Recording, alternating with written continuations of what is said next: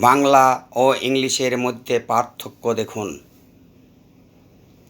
একে চন্দ্র মানে একটি চাঁদ, ইংলিশে ওয়ান মানে এক, একটি কি তার কোনো উত্তর নেই।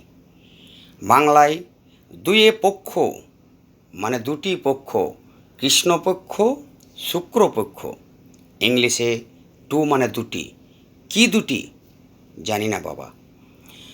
বাংলায় তিনে নেত্র মানে তিনটে চোখ, তিনটে চোখ, দুটো দেখতে পাই আর একটা জ্ঞান চক্ষু যেটা এখানে আছে। ইংলিশে তিন, থ্রি মানে তিন, কি তিন জানি না বাবা। বাংলায় চারে বেদ মানে চারটে বেদ, ঋক সাম যদু অথর্ব, ইংলিশে ফোর মানে চারটে, কি চারটে জানি না বাবা।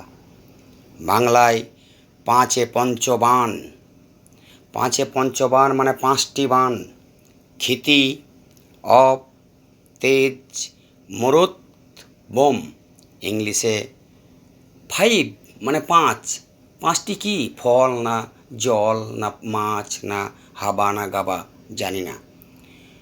এই ইংরাজিকে নিয়ে আবার অনেকে বাবা মা গর্ব করে যে আমার ছেলে ইংলিশ মিডিয়াতে পড়ে।